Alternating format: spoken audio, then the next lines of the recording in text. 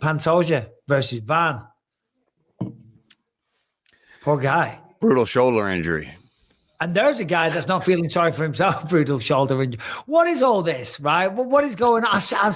I'm going on Twitter and all I see people. I mean, it looked like an elbow to me. It certainly was an elbow injury, but I'm seeing, I saw Helwani and a bunch of people all tweeting about it and whatnot. Yeah, that's definitely an elbow. Now, when I saw the stuff about the shoulder. It's that bit there. I thought maybe, okay, it could be both, but there's definitely an elbow injury that occurred. I think something got lost in translation, like we were talking about before we even started the show.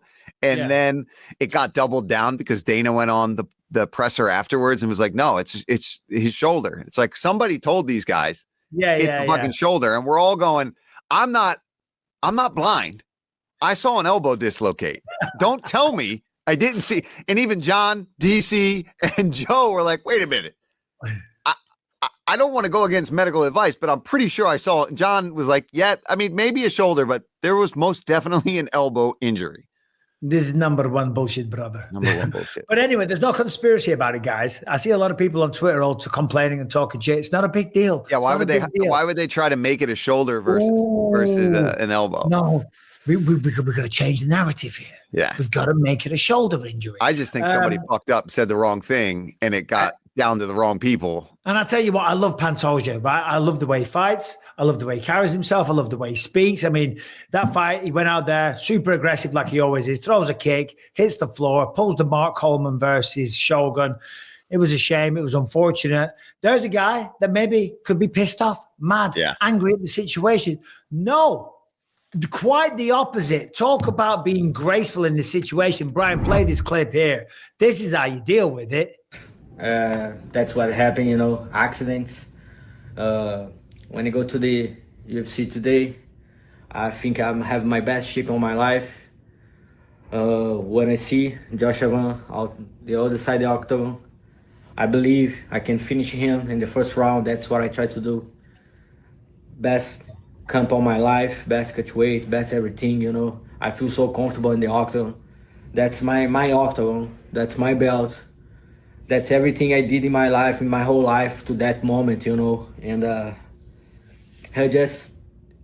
Joshua just came and win this belt. I talked with my wife about that. It's not just about myself today. It's about Joshua Van, Joshua Van, that's his destiny to win this belt tonight. And he just can win this belt with my injury today, And I talk with God. God gives him the message. And I really believe in God and all the message. I pray a lot.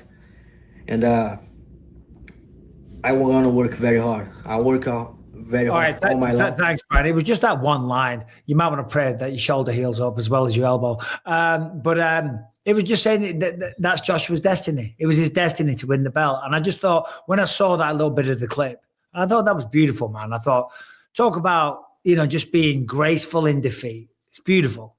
Yeah, and not just harping on the fact that, he only got it because I posted weird, I dislocated this or that.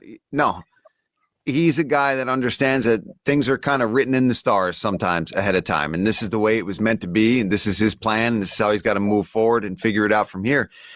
And hopefully everything isn't too bad for him and his injuries and stuff, because my God, you feel for the guy. That sucks when that happens. And again, did Joshua Van catch the kick, prop it up, push him forward? It's fair and square. But I want to see Pantoja get his shot as quickly as possible. Now, if they need to go and put that belt on the line in the meantime, sit back, recover from your injuries. Whenever you're ready, you're the next guy fighting for that belt. No, hands down. Yeah, without doubt. I mean, I think it's pretty obvious they should do Joshua Van versus Tatsuro Taira. I mean, on fight too. He just took out Brandon Moreno, for crying out loud, in the second round. God. Did it kind of easy. He did it kind of easy. He did. I was hesitating to say that. He got caught in an inverted triangle. There was no real danger, but, Moreno's going to try it. And then he dominates him in the second round and finishes him brutally. So that's going to be the fight. They're talking about maybe doing that in Japan. Did you see that? Oh, that would be amazing. Dude, I said this on the TNT review show, and I was joking, of course, and I'm going to say it again here.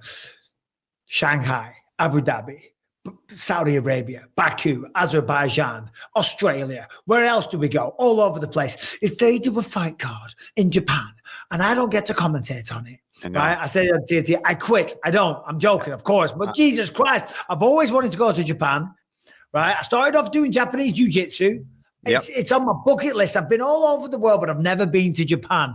And I would love to go with someone else paying for my flight, getting paid to go there, commentating the UFC, and then stick around for a bit afterwards. I'll be devastated if I'm not on that call. Well, Michael, I just hope that it's you and me, because if it is, I am doing the exact same thing that you are, because that is same as me. I always wanted to go there. I've never been there, and I'll do anything. I'll work like the weigh-in show for it if it means that I get to go to Japan. You know, I don't care what I'm doing to call the fights. I'd love to do Cutler. Sure. You need me on the desk? We doing it there? Because if not, then no, I'm not going to Vegas to work it.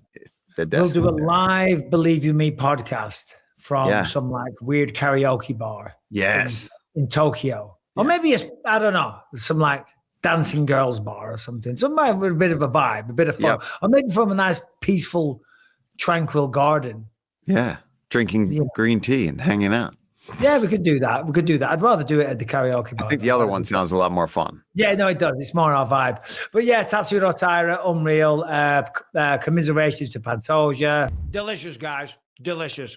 These are that I'm eating right now.